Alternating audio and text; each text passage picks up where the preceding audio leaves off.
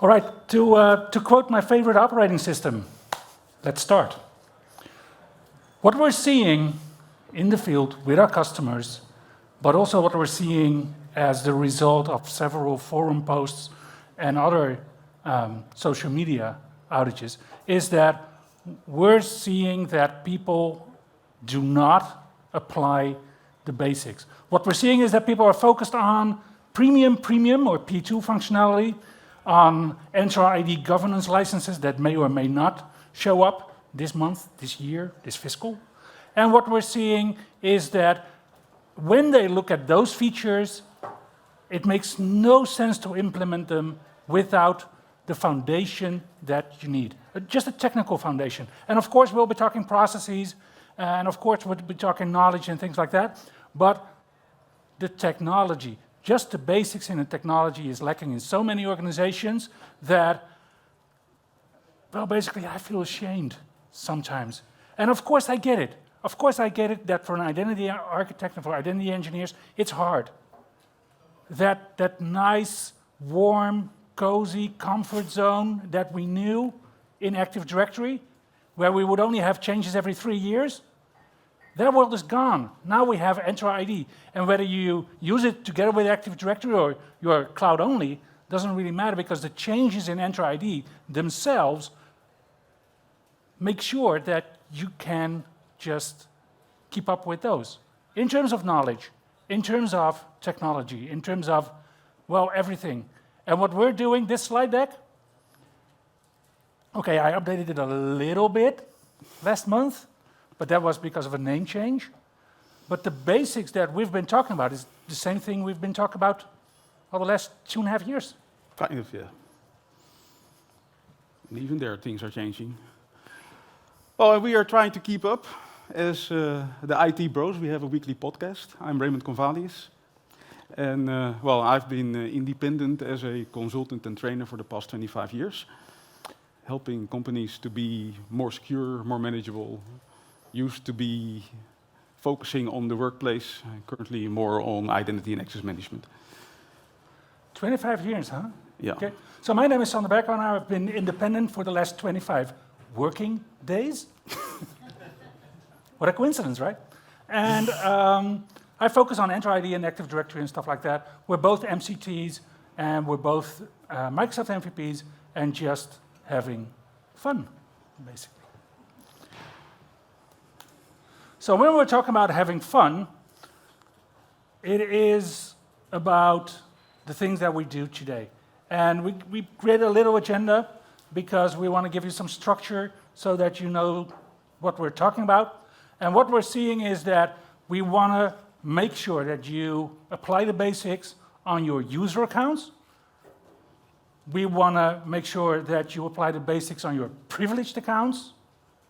And if we have time, and we've got 45 minutes, so we don't, we could discuss basics for applications and workloads. But what we'll do today is stick with users and privileged accounts. Anything that you think should be in this session that is not on the agenda slide at this moment? Nope. Cool. So just basics. So just simple stuff, right? Right. Well. So, yeah, I think we all know now that the name has changed. Azure AD is no longer there. It's Entra ID nowadays. And actually, we're happy with it because the discussion has been around it for ages. Azure AD was not Active Directory at all. It has never been like Active Directory. And, well, it caused a lot of issues talking with clients, explaining that the new directory is not Active Directory. And nowadays we can tell them, well, it's not Active Directory, it's Entra ID. Yeah, and what we're seeing is a new name. It comes with a lot of new products and services names underneath that we have to get used to. So now and then I might say Azure AD or something like that when I mean Entra ID. And even the and even the products around it have changed names, so we sometimes keep the old names for a few things. And for most of them, there's Entra. And it's really interesting, because what we're saying is Azure AD has become Entra ID. Well, not so fast. So Azure AD B2C is still Azure AD B2C. And that says a lot, because there's a couple of other products that also remain Azure AD. The Windows Azure Active Directory connector for Forefront Identity Manager. Yeah. They even forget to strip Windows off of that. The Azure AD Content Pack for Power BI, still the same. So when Microsoft doesn't rename it, it means something. It means that, well, probably they don't look at it anymore. The other thing is that some products are Entra ID and other products are just Entra, like Entra Connect. Now, what does that say? Do we have anything other than Entra ID? We do. We have Entra Verified ID. We have Entra External ID. Wait a minute. So because it's not Entra ID Connect, but Entra Connect, maybe in the future, yeah, maybe. But it's fun to think about with a glass of wine or something stronger. Yep, and we have with customers. Yep. Yeah. I'll admit. And when we're talking about Entra ID, there's a couple of things that are completely different between Active Directory and Entra ID. And the thing that I usually tell people is that Active Directory is on your hardware, in your server room, for your organization only. Makes sense, right? We've known it for 20-odd years. And if we look at Entra ID, what we're seeing is that it's not your hardware, it's not your stuff, it's not your lifecycle management, it's not anything of you. It's Microsoft servers in Microsoft's data centers, and there's millions of organizations using Entra ID globally. And of course, we've spun up our own organization for demo purposes, obviously, and then we forget about it, but those are the tenants that Microsoft actually cleans up. And there's also tenants from organizations that haven't been cleaned up. And yeah, that's going to be a problem in a not so distant future, I guess. But it is something that we need to be aware of. The other thing is that when you look at Entra ID, then there's a thing that you need to know about devices. Active Directory is, well, unless you do certain stuff, limited to Windows devices only. But with Entra ID, you can even bring your own Windows phone. Don't. I don't think you can bring that anymore. But we'll ask Tony for the demo next year then, for Windows phone. And it still works if you wanted to. And of course, it doesn't matter if that device is on premises, so in your building, to make it manageable through group policy, for instance. We don't need a VPN. We can just use Intune and do it that way. But that's just Entra ID. Just groundwork so that we all know what we're talking about. Want to start with the first basic? Cool, let's do this. Wait a minute, we forgot about the licenses. Because what you can do in Entra ID is determined by the license you have. I say license, and I do that with purpose because you only need one license to have the functionality, basically. One P1 license, one P2 license is all it takes to unlock this functionality in Entra ID. So we have a premium license, and we have, that's where P2 comes from, if you didn't know that. It's not Me Too, it's premium. And they said, oh, that's 2 Ps. Oh, let's call it P2. This little, well, he's not little, but this Greek fellow came up with it a couple of years ago, and it makes sense. But you don't need licenses for the stuff that we're talking about today. I know a lot of other speakers have been talking about conditional access, for instance. They've been talking about entitlement management. They've been talking about all the stuff like PIM and all that security goodness that you get, for instance, with Defender for Identity, Defender for Cloud Apps, all that stuff. What we're talking about is firmly in that right column that says free. Because I feel that you can do enough with Entra ID free. And when I'm talking about free, I'm talking about security defaults. It's silly, really. But if you look at what you can do with security defaults, then from my point of view, you would never really want conditional access. And from a security point of view, and there's a couple of people in the room that I know that accept that as a truth, is the more exceptions you make, the lower your information security level. Exceptions are killing. And with security defaults, you can't make exceptions. Yep. Exceptions are evil. That's what I can tell. Well, the thing is that those security defaults, they bring you lots of goodness that would have required you to buy a P2 license. Like your users have to register for multi-factor authentication, and they get 14 days for that. So usually you require a P2 license to get that freedom for your end users, but you get it for free. All your administrative accounts are required to use multi-factor authentication. So there is no escape from that for those users who are user accounts that have any privileges in them. Then legacy authentication is blocked by default, something you probably want. Also, if you escape from it, well, you can, but I don't want to be in your company if you're doing that. And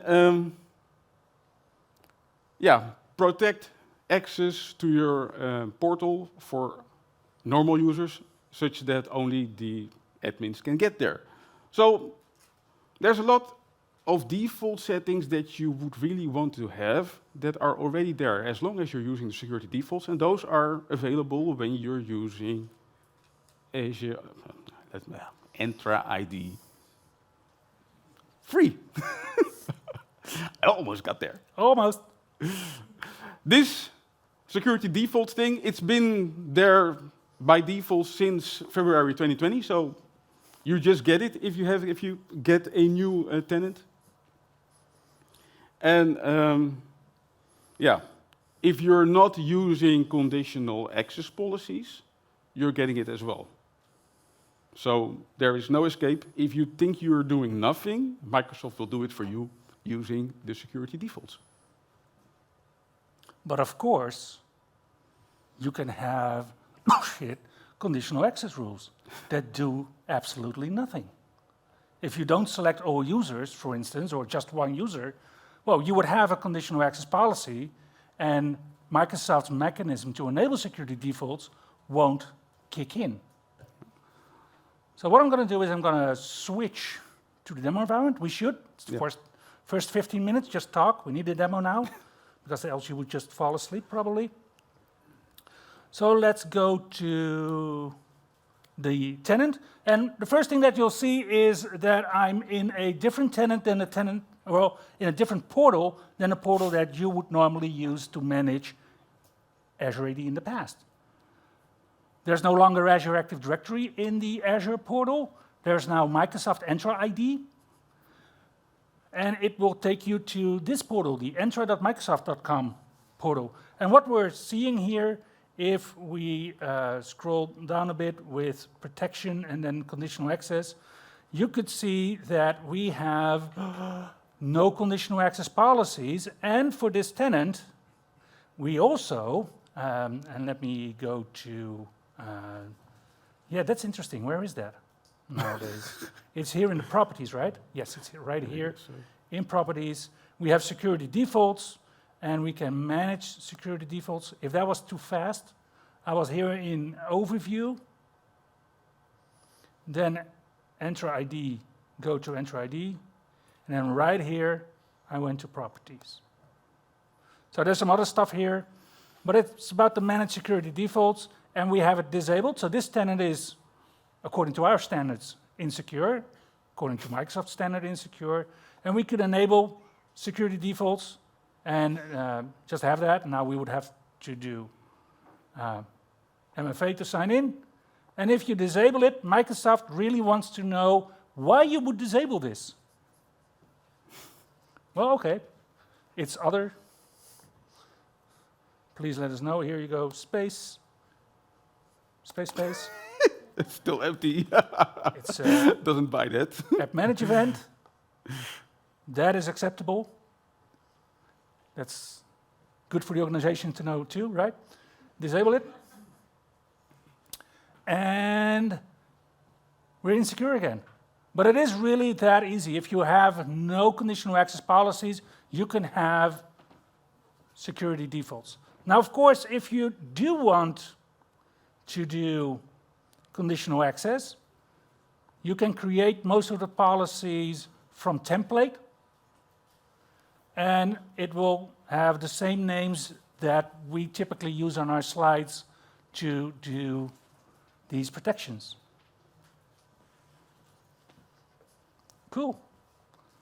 Nice demos. Yep.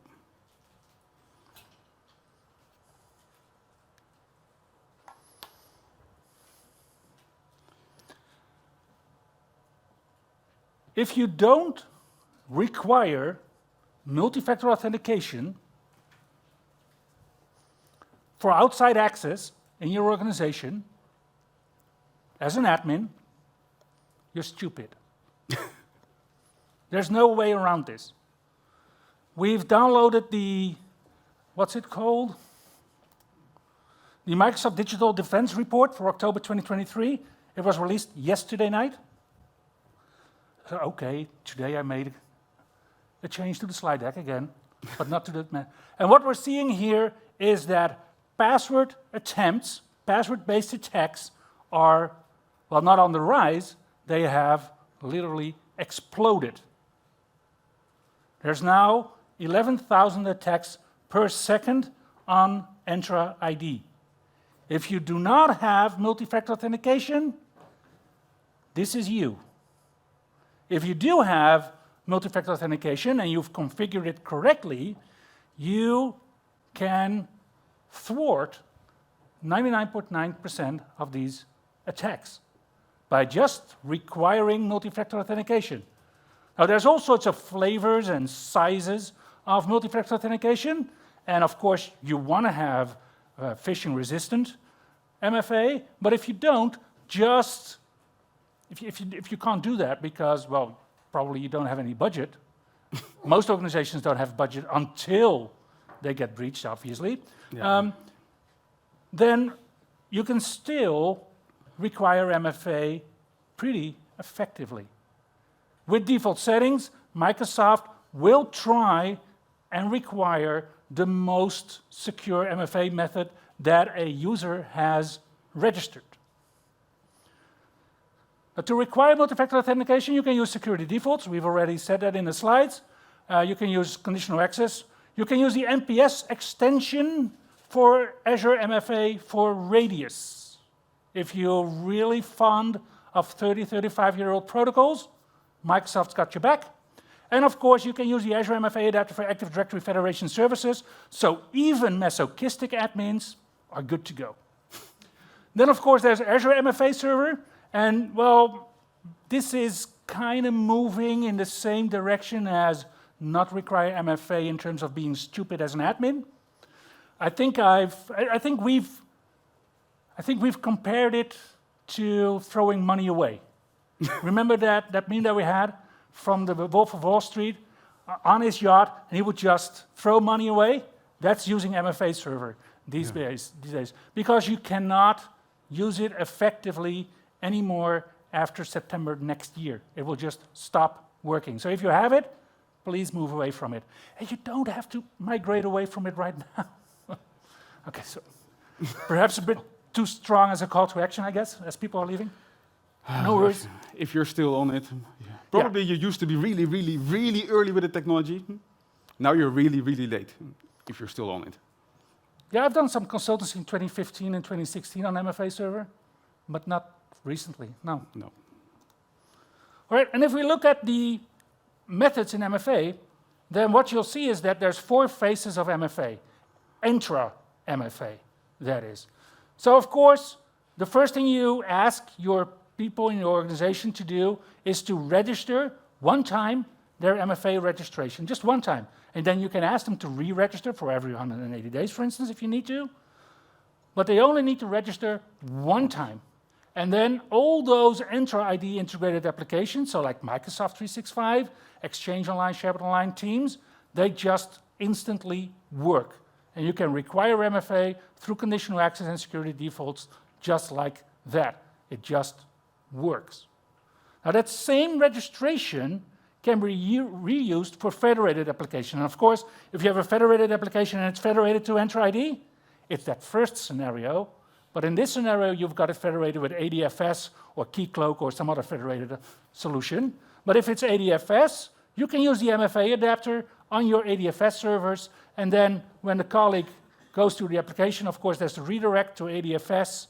And then what you'll see is that they get redirected. Well, the adapter reaches out to Entra ID and then kicks off that MFA prompt. Now, of course, in ADFS, not all MFA methods work. The same with legacy applications. If we have a Radius application, we can install the MFA extension for NPS if we have at least one premium P1 license. And then when the user goes to the legacy application, behind the back of the user, the legacy application will just reach out through Radius to NPS. NPS will just reach out to Entra ID again, to the platform, and then make everything work. And the last one is the Entra App Proxy. And yes, we haven't included Entra Private Access in this slide yet because it's still in private preview.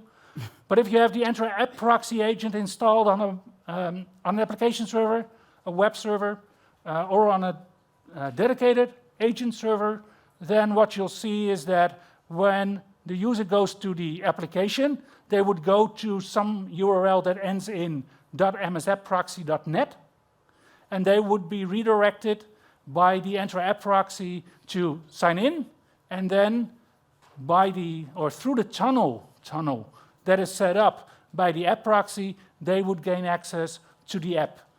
But if the user's on-prem, and the user's on-prem, and the internet connection is down, obviously the user cannot access the app via that URL that ends in msappproxy.net.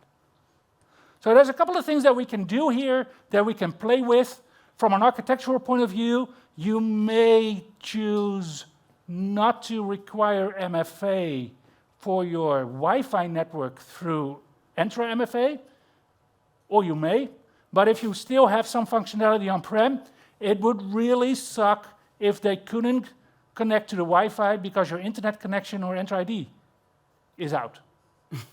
So that kind of things that's the things that we talk about. Yeah. Doesn't make sense all the time to do it like this. And you know what's really funny? Well, This entire slide deck, yeah. there's one thing missing. Tell me. And it's good that it's missing. And this is I think it's a public secret, but when we talk about Entra MFA, and especially when we talk about phishing-resistant MFA, everybody keeps talking about those FIDO2 keys and passkeys. This all goes to the MFA infrastructure at Microsoft. It's cell-based structure. About 3 years ago, they had a big outage. Then they said, oh, let's do it like Al-Qaeda, and they built cells, and now it always works. And but they've done an even greater job architecting this stuff for FIDO2 and passkeys, because that stuff is directly on the authentication store. Yeah. So if you ever, and we're going to talk about that, if you ever need an authentication method that is not reliant on the MFA structure, infrastructure at Microsoft, just use a FIDO2 key, and you're done, because it has the same infrastructure and thus the same uptime and SLA as the authentication service, which is 4 nines, and Entra MFA ends up being 3 nines. So if that's one of your requirements, go with FIDO2 keys. That's a good thing to remember. So FIDO2 keys are MFA, but they are not Entra MFA? They are Entra MFA, but they're not Entra MFA infrastructure. Oh, No, let's keep that. let's not go there. All right. So, this MFA thing, it's up for lots of discussion and misunderstandings, but there is registering for MFA, so making sure that you can do MFA whenever requested. And there is practicing MFA, so when you try to get access, you're getting challenged and have to do the MFA before you can enter your data or applications. Then this registration thing, this might also be something up for discussion because you might not want your user to be challenged with the registration immediately when he or she enters your network first time. So you can decide to postpone that for the first 14 days. My personal experience is that that is not always a good idea and that you better get the pain first time and have your users register immediately. But if you have a P2 license at least, or on a free license, users may be allowed to postpone their registration for the first 14 days.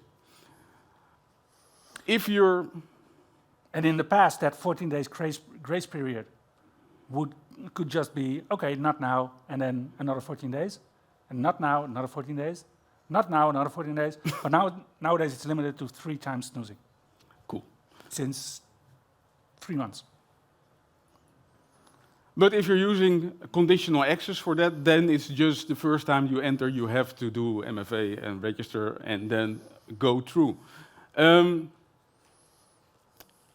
Part that's not here on the slide deck even is that there is also the discussion is a username and password enough to do your first registration for MFA? You might not want that because you want to have secure logon before you register for MFA. Well, nowadays you can do that by using your temporary access pass for that. So then you have a secure method of logging in before you register your MFA. And you can use a temporary access pass on the login screen of Windows, right? Yeah, it's coming back. It's coming back, people. Yep. The Moment 4 update yesterday for Windows 11 that was released on September 26th, so like a week ago, now enables web sign-ins again. Wow, where have you been, my friend? Yeah. Also, the other thing is that if you do not have premium licenses, you do not have conditional access, and then what most organizations resort to is that they would use the legacy phone factor portal, and I say legacy phone factor because Microsoft bought phone factor in 2012, so 11 years old this stuff is.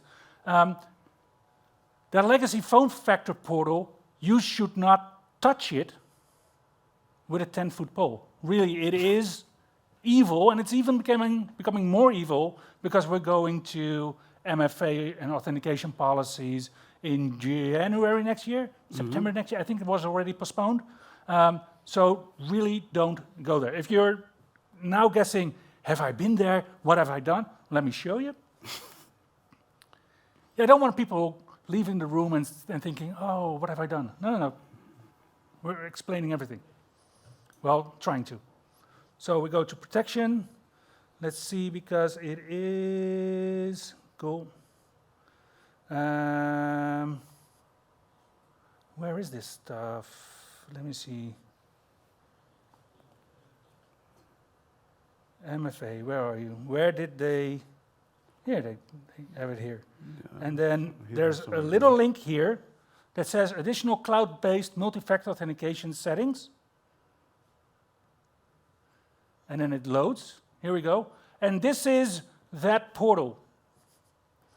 So it's confusing on all kinds of levels because you cannot even skip trusted IPs with internal ranges. Like, wow, but okay. And of course, this is a tab, by the way, if you couldn't tell.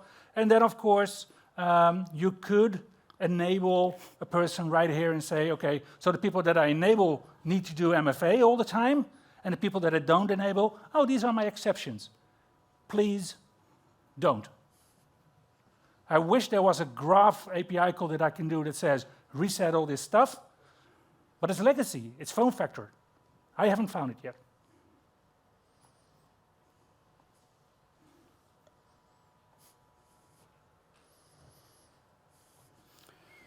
Yes, and then there is guest accounts, B2B accounts also, as we call them. And those are users that we invite to do stuff with us, like having Teams meetings or access our SharePoint files or whatever. And those users from outside get, well, a sort of a equivalent user object within your tenant. And if you don't do anything, the invited guest is just a user in your tenant. So the guest can invite new guests if you don't do anything else. That might not be what you want. It's also that... Yeah, well, I once had an STD. It's the same principle. You don't want that. Really, it's the gift that keeps on giving. Just don't. Yeah, exactly. So this is one of those things that you want to be able to at least keep in control, such that those guests' accounts are guests and get limited in what they can do as a guest within your tenant, because you don't trust them like you do trust your own users. Or at least they haven't signed the same paperwork as your user. Exactly. So also the way to invite guests, we've seen over time that Microsoft is kind of changing this act, because in the beginning of Azure AD at the time, was it Windows Azure AD even at the time? Yeah, in the beginning it was Windows Azure AD. Microsoft had to convince everyone that they needed a tenant and that the whole world would be around Azure tenants. And if you didn't have a tenant and got an invitation, a tenant was created for you. And you didn't even know about it. And companies had tenants without knowing of them. But, well, at least nowadays, that's not the automatic procedure anymore. That's not the process anymore. And nowadays, you can even limit who can invite guest users. And I think that's a good idea. Yeah, oh, let's do it then. You want to be in control who is inviting your guest users. You want to know who is accessing your data and your applications from outside. All right. So the way I go towards these settings is in user settings, and then there's external collaboration settings that I change. And this has, I think this is the third look Microsoft has for this page. But the first one is immediately very important because it says that guest users have the same access as members. And it's most inclusive. Sorry, buddy. Very inclusive. I'm not in a very You're from outside, but you're inclusive, so enjoy. Not today, buddy. I'm sorry. And then we have the guest invite settings, and it says that anyone in the organization can invite guests, including guests and non-admins. So guests can invite guests. Well, then we can say that we want only member users, and then we can have the guest inviter role assigned to guests if we needed to. We can say that any user must be a user with the guest inviter role, or we can say no one, well, including admins. Well, a global admin can, of course, still do this, but that's the most restrictive one.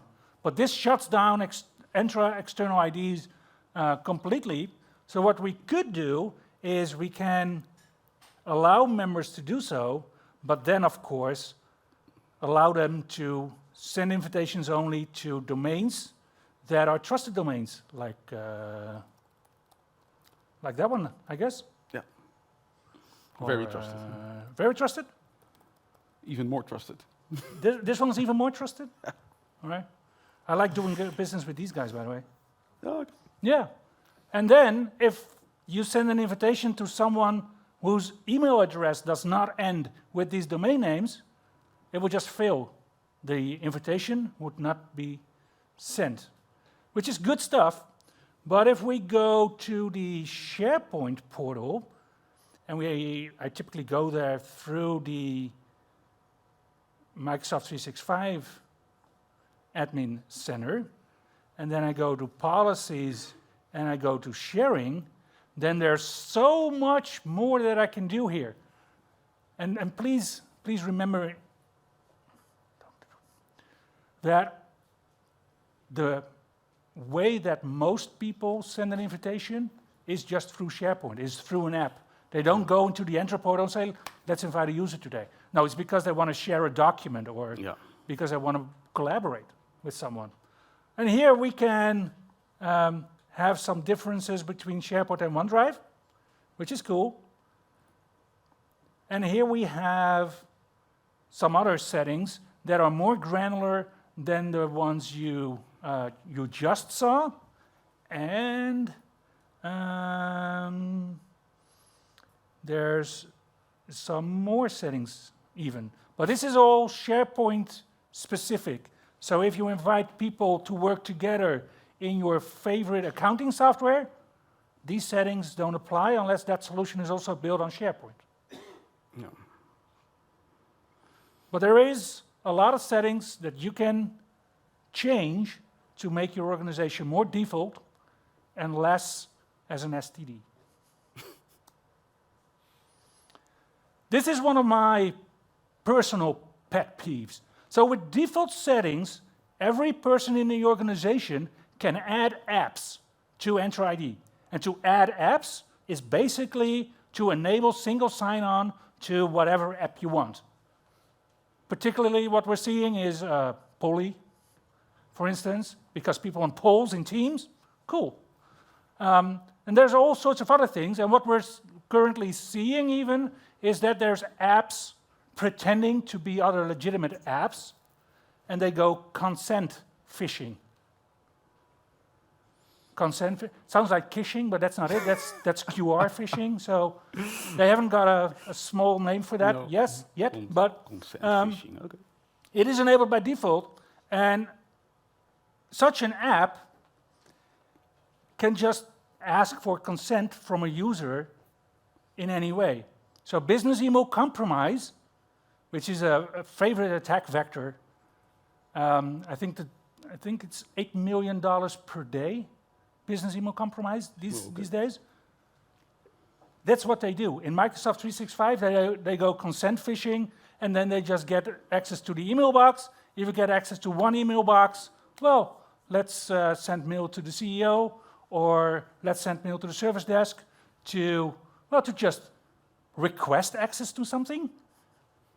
Why would requesting access be something that only users can do? Attackers can do that too. Yeah. And of course, once an attacker goes through your organization, he, she, or they eventually get access to everything, including admin passwords.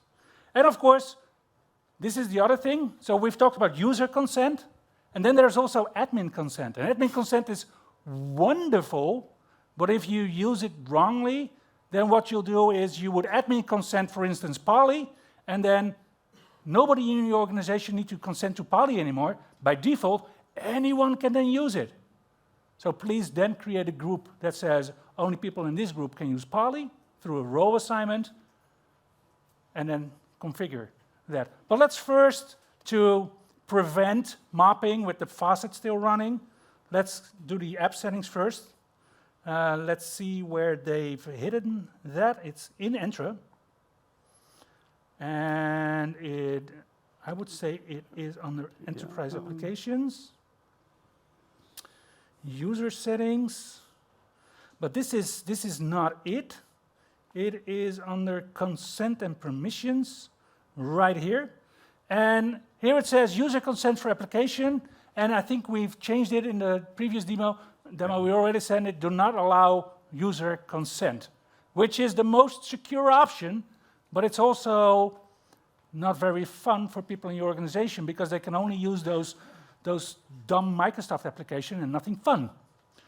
Well, lists is kind of, well. So you can also say that user can consent for apps from verified publishers, which is cool, but attackers can also be Microsoft partners and thus verified publishers. And Microsoft themselves are not a Microsoft partner, so the Graph API PowerShell app that you have to install is not from a verified publisher? That's All right. funny. It's funny. Yeah. And if that's recommended, and then if you do that, then you can have permission classifications like OpenID to sign users in, but we can also add permissions like user.read, and we can also, if we're feeling adventurous, say, you know what, mail.sendas is also very adventurous, I know. But yeah, you could. We wouldn't recommend it. And the other thing that we really want to do is allow people to request admin consent. So when you're blocking something, this is always fun. In SharePoint, it's the same thing. Oh, you do not have access. Here's a field that you can rent in to get access. Well, the same applies to apps. Here's a field that you can rent to your admin in. Please don't, because if I see a rent and people really want something from me, it's a definite no. No, they don't get it. Yeah, you could. So we recommend configuring it as yes, and at least add one user, one group, or one role to actually do the admin consenting. And if you do, there's some other stuff. I like this one. If I haven't looked at it in 7 days, it's gone. It's gone. Sorry. So you can do that too, and send people telling them that it's gone. And of course, when you've done this, then if you look at an enterprise application, let's see if we have some. Oh yeah, we do. Cool. Here is Salesforce.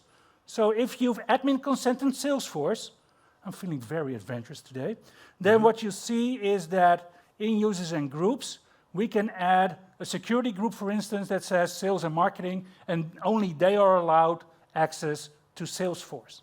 And if you don't add users or groups, everyone will just have access. It's fun. In some organizations, you can create invoices and assign them and approve them too in Salesforce. So yeah, this is the stuff that you want to do with roles assignments based on groups to make sure you have no toxic combinations that could actually cost you money.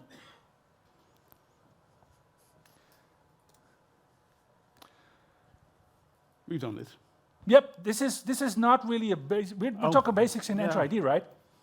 But this is one that is one of my personal favorites in any organization.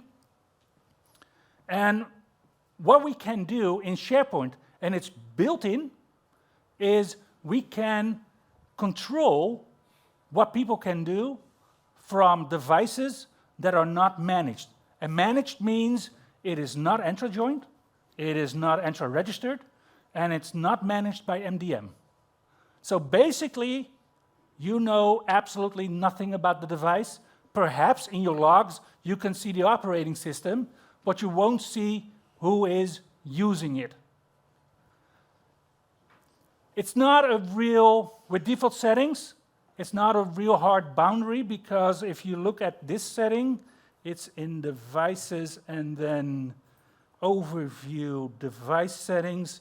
Then what you'll see is that for registering and joining devices with Microsoft Entra MFA is typically not required.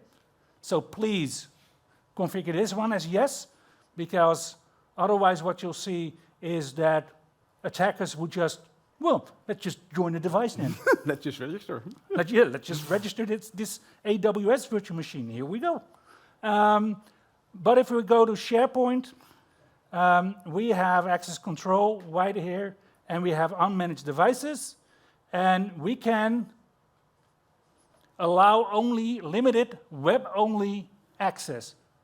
And the fun part is the moment that I click save,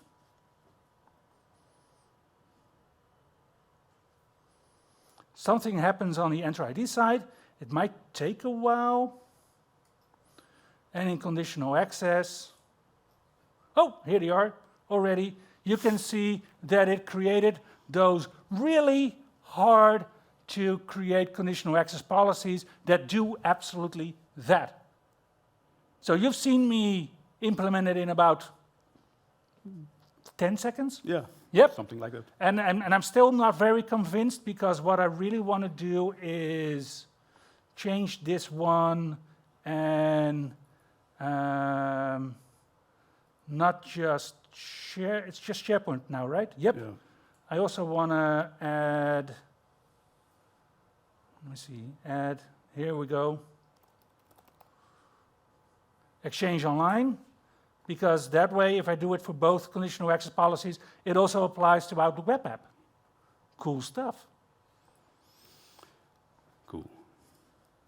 So for privileged accounts, we... Sammy.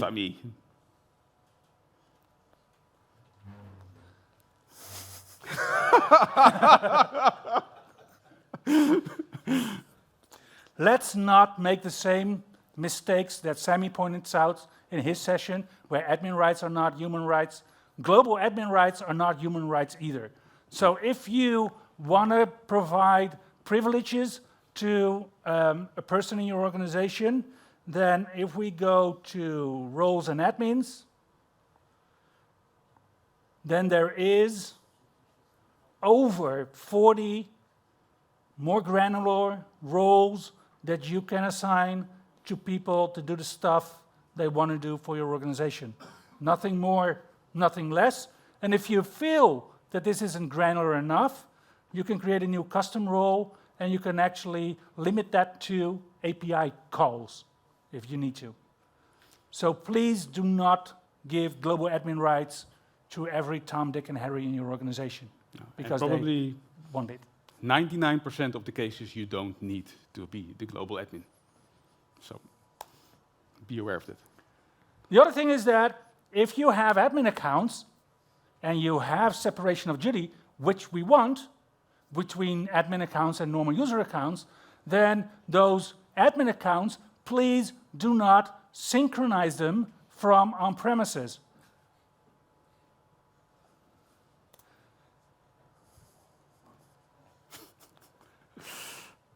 Because what Microsoft is seeing is that local AD domains, remember, domain controllers running on your hardware in your data centers for your organization, these get popped more often than Entra ID get popped.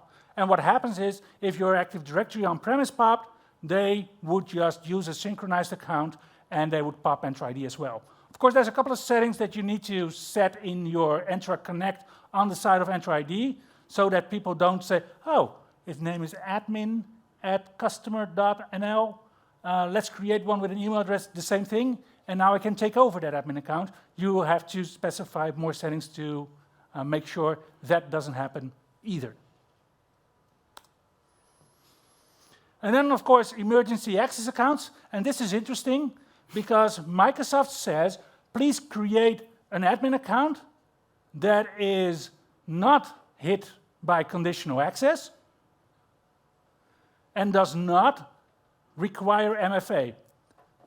And we've already made this point, right? Yeah. Not require MFA. We could also say, not be dependent on Entra MFA infrastructure. And let me tell you, from personal experience, when I opened up the vault and I got a neat little envelope that contained a 120-character password for the emergency account and a FIDO2 key, I chose the FIDO2 key because they were breathing down my neck. And that's exactly what you want to do. That FIDO2 key is, if you configure it with passwordless, is your emergency access account, just like that. You would still require MFA. Yep. The other point was the admin account should not be targeted by conditional access, right? Yeah. Okay, that's security defaults. Done. Yes, so much text. Yeah. Just use FIDO2 keys. And we didn't do that. All right, concluding. You want to require multi-factor authentication. If you don't, your Entra ID is popped. No question about it. Want to limit the availability to invite guests and to add apps in your tenant, and we've shown you how. And of course, you want to limit access to data from unmanaged devices if you are using Microsoft 365 if you are using SharePoint. Of course, you want to sync accounts for the mortals in your organization, but not us admin heroes. We get separate accounts. Those are not synchronized. And that way we apply segregation of duties, and we apply the principle of least privileges by not giving everybody global admin rights. And of course, where's my keys? I got a FIDO2 key at hand for the customer that I work with so that I can sign in. You have it? Nope. See, we don't even bring it on stage because that's basic security. Keys are in my bag. Exactly. And with that, we'd like to say Thank Thank you you. very much.